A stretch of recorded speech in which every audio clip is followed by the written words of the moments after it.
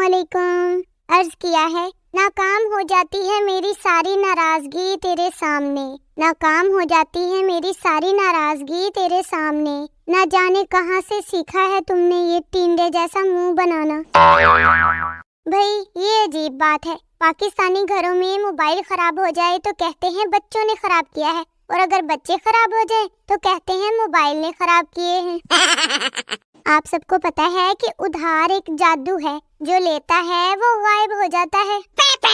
کچھ لوگ نا کانگریٹس لکھتے ہیں کیونکہ انہیں کانگریچولیشن کے سپیلنگ نہیں آتے۔ بھائی مجھے تو آتے ہیں سپیلنگ۔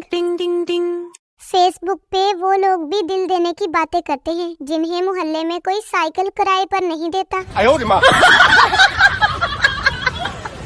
میں تو کہتی ہوں امتحانات کی نگرانی اگر پھپھو سے کروائی جائے نا تو کوئی مائی کا لال ایسا نہیں ہے جو نقل کر سکے۔ شوہر کے لیے ہنسی روکنا بہت ہی مشکل ہو جاتا ہے جب اس کی بیوی کہتی ہے ایک میں ہی مل گئی ہوں تمہیں سیدھی سادی سے۔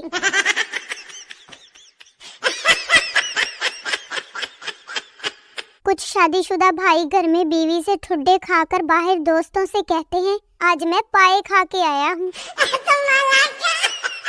ایسا شخص جو سارا سال آپ کو کلاس میں سادہ چاول بنانا سکھائے اور ایگزامز میں آپ سے بریانی کی امید رکھے، ٹیچر کہلاتا ہے۔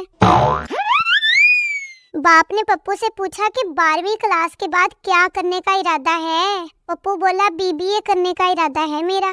باپ نے کہا بہت اچھی بات ہے بیٹا، مگر یہ BBA ہوتا کیا ہے؟ پپو بولا BBA کا مطلب ہوتا ہے بیوی کی باہوں میں آرام۔ ہائے ہائے، آج کل تو ان بچوں کو پیار کے غم لگے ہوتے ہیں جنہیں حفاظتی ٹیکے بھی پورے نہیں لگے ہوتے بچپن میں۔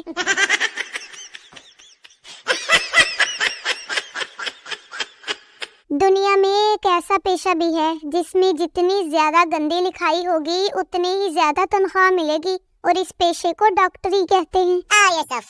کوئی ڈاکٹر ہے یہاں؟ مجھے رات کو سورج دکھائی نہیں دیتا، مجھے اس کا علاج تو بتاؤ ذرا۔ آپ کو پتا ہے ڈاکٹر کی دعا اور بیوی کی چپ کبھی اچھا شگون نہیں ہوتی۔